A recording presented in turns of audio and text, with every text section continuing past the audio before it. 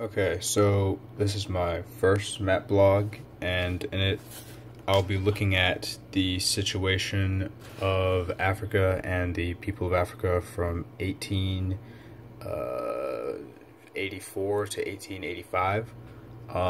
So to give a little bit of background to that period of time, um, kind of, at least looking at the book, from from the early 1870s, many European nations, the English, the Dutch, among them some German, had already made impact in Africa and they'd been there for a while, and they were already trading and had relationships with the various African authorities. But mainly, other than the occasional like incursion into the interior as an exploration, they were still on the coast, and they were doing most of their trading and that way. So the interior African populations weren't really affected by them in a huge way.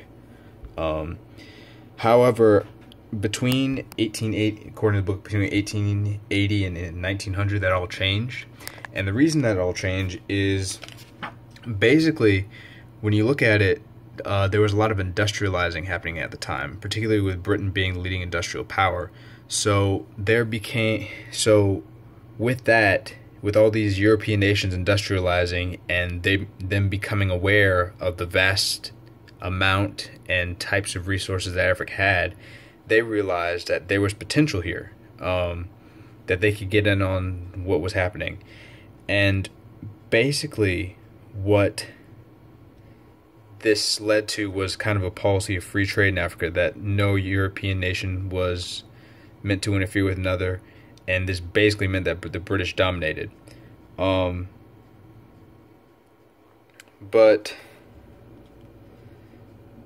this all came to a head during the Berlin West Africa Conference. Was it Berlin West Africa Conference? Yeah.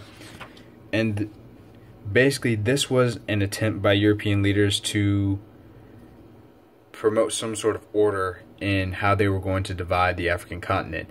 No African nation or peoples were present at this conference. They were all European-led leaders. And basically, what was drawn up at this conference was basically the carving up of Africa. British got pieces, the Dutch got pieces, Congo in particular, and it was here that you see European colonial powers actually going into the interior and establishing a presence for domination and control. It's during the same time period that a lot of the West African kingdoms and empires and emirates that had been trading with the British and the French are basically gone and either co-opted and used as sort of a way that these European powers can control the people there, or they're outright destroyed because the stabilization factor or the religious factor is seen as a threat to European control. So that's kind of where, and this entire period is called the Scramble for Africa, because each European nation who had basically a colonial stake in Africa was basically going in and just trying to grab off chunks. And this conference, the West African Conference in Berlin, is kind of what placed an order to it, that, okay, you'll get this part, you'll get this part, that sort of thing. So yeah, that was kind of how that ended up. For the African peoples there, rule was harsh.